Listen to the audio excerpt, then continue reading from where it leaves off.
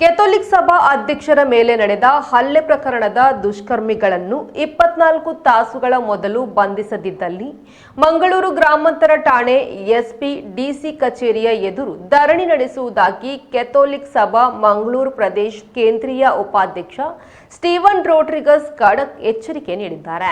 ಮಂಗಳೂರಿನ ಖಾಸಗಿ ಹೋಟೆಲ್ನಲ್ಲಿ ಸುದ್ದಿಗೋಷ್ಠಿ ನಡೆಸಿ ಮಾತನಾಡಿದ ಅವರು, ಕೆಥೋಲಿಕ್ ಸಭಾ ಮಂಗಳೂರು ಪ್ರದೇಶ ಕೇಂದ್ರೀಯ ಅಧ್ಯಕ್ಷ ಆಲ್ವಿನ್ ಜೆರೋಮ್ ಡಿಸೋಜಾ ಪಾನೀರ್ ಇವರ ಮೇಲೆ ದುಷ್ಕರ್ಮಿಗಳು ನಡೆಸಿದ ಮಾರಣಾಂತಿಕ ಹಲ್ಲೆಯಿಂದ ಆಸ್ಪತ್ರೆಗೆ ದಾಖಲಾಗಿದ್ದಾರೆ. ಆಲ್ವಿನ್ ಅವರು ಉಳಿಯಾ ಪಾವೂರು, ರಾಣಿಪುರ, ಉಳ್ಳಾಲ ಹೊಯ್ಗೆ, 62ನೇ ತೋಕೂರು, ಕೆಂಜಾರು ಈ ಪ್ರದೇಶಗಳ ದ್ವೀಪಗಳನ್ನು ಉಳಿಸುವ ಉದ್ದೇಶದಿಂದ ದಿನಾಂಕ 27/9/2024 ನಡೆಸಿದ ಬೃಹತ್ ಪ್ರತಿಭಟನೆಯ ಪ್ರತಿಫಲವಾಗಿ ಶಾಂತಿಪ್ರಿಯರಾದ ನಮಗೆ ಸಿಕ್ಕ ಕಾಣಿಕೆಯಂತಾಗಿದೆ. ಈ ಪ್ರಕೃತಿಯನ್ನು ನಾಶಗೊಳಿಸುವವರ ವಿರುದ್ಧ ನಮ್ಮ ಮೇಲೆ ಇನ್ನಷ್ಟು ಹಲ್ಲೆ ನಡೆಸಿದ್ದರೂ ನಮ್ಮ ಹೋರಾಟ ನಿರಂತರವಾಗಿ ಮುಂದುವರಿಯುತ್ತದೆ. ಆಲ್ವಿನ್ ಡಿಸೋಜರ್ ಅವರ ಮೇಲೆ ನಡೆಸಿರುವಂತಹ ಮಾರಣಾಂತಿಕ ಹಲ್ಲೆಯು ನಮ್ಮೆಲ್ಲರಿಗೂ ಅತೀವ ನೋವು ತಂದಿದೆ ಹಾಗೂ ನಮ್ಮನ್ನು ಭಯಭೀತರನ್ನಾಗಿಸಿದೆ. ಮುಂದಿನ 24 ಗಂಟೆಗಳ ಒಳಗೆ ಹಲ್ಲೆ ನಡೆಸಿದ ದುಷ್ಕರ್ಮಿಗಳನ್ನು ಬಂಧಿಸಿ ಅವರ ಮೇಲೆ ಕಾನೂನು ಕ್ರಮ ಕೈಗೊಳ್ಳದಿದ್ದಲ್ಲಿ ನ್ಯಾಯ ಸಿಗುವವರೆಗೆ ವಾಮಂಜೂರು ಗ್ರಾಮಾಂತರ ಪೊಲೀಸ್ ಠಾಣೆಯ ಮುಂದೆ ಪ್ರತಿಭಟನೆಯನ್ನು ಕೈಗೊಳ್ಳಲಿದ್ದೇವೆ ಎಂದವರು ಹೇಳಿದರು. ನಾವು ಎರಡೂ ವಿಷಯದಲ್ಲಿ ಇದ್ದೇವೆ. ಒಂದು ಹೌದು ಸರಿ ಹೌದು, ಅಲ್ಲಿ ಮರಳು ತೆಗೆಯುವುದನ್ನು ನಿಲ್ಲಿಸುವ ತನಕ ನಮಗೆ ದ್ವೀಪ ಉಳಿಸುವುದು, ಮರಳು ತೆಗೀಲಿ ಬಿಡಲಿ ಅದು ನಮಗೆ ಅಗತ್ಯ ಇಲ್ಲ. ನಮಗೆ ಈ ದ್ವೀಪ ಸವೇಬಾರ್ದು, ದೀಪ ಉಳಿಬೇಕು.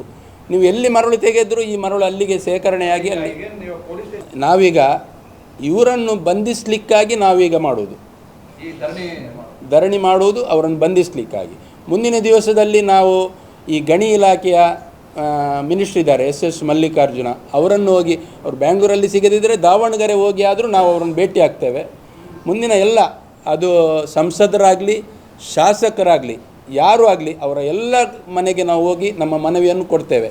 ಯಾಕೇಳಿದರೆ ಇದರಲ್ಲಿ ಯಾವ ಕಾರಣದ ಕೈವಾಡ ಇದೆ ನಮಗೆ ಗೊತ್ತಾಗ್ತಾ ಇಲ್ಲ. ಎಲ್ಲರನ್ನು ಸಂಬಂಧಪಟ್ಟ ಎಲ್ಲರಿಗೂ ನಾವು ಭೇಟಿಯಾಗಿ ನಮ್ಮ ಮನವಿಯನ್ನು ಕೊಡ್ತೇವೆ. ಮರಳುಗಾಳಿಗೆ 2014ರಲ್ಲಿ ನಾವು ನಮ್ಮ ಇವರು ಬಜಾಲ್ರವರೆಲ್ಲ ಇದ್ದಾರೆ, ನಾವು AB ಇಬ್ರಾಹಿಮರವರು ಜಿಲ್ಲಾಧಿಕಾರಿ ಇರುವಾಗ ಯಾಕೇಳಿದರೆ ಮೊದಲು ಯಾಕೆ ಮಾಡಲಿಲ್ಲ ಎಂಬ ಪ್ರಶ್ನೆ. ಆಗ ಇಷ್ಟು ಸವೆತ ಆಗಿರಲಿಲ್ಲ, ಸ್ವಲ್ಪ ಮುಳುಗಿ ತೆಗಿತಾ ಇದ್ದರು. ಇವತ್ತು ದೊಡ್ಡ ದೊಡ್ಡ ದೋಣಿಗಳಲ್ಲಿ 12 ಮಂದಿ ಆ ದೋಣಿಯಲ್ಲಿ ಹೋಗಿ ಬೇರೆ ಕಡೆ ಹೋಗುವ ಹಾಗೆ ಮರಳನ್ನು ಇಳಿದು ತೆಗಿತಾ ಇಲ್ಲ.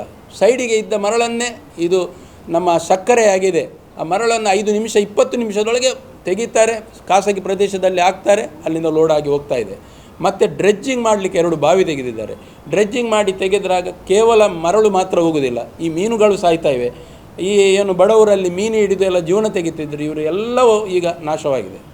ಒಂದು ಬ್ರಿಡ್ಜ್ ಮಾಡಿದ್ರು, ತಾತ್ಕಾಲಿಕವಾಗಿ 18 ಲಕ್ಷ ರೂಪಾಯಿ ಖರ್ಚು ಮಾಡಿಕೊಂಡು ಅಲ್ಲಿ ನಿವಾಸಿಗಳು ಬ್ರಿಡ್ಜ್ ಮಾಡಿದರು. ಇವತ್ತು ಆ ಬ್ರಿಡ್ಜನ್ನೇ ಅವರು ಮುರಿದು ಬಿಟ್ಟಿದ್ದಾರೆ.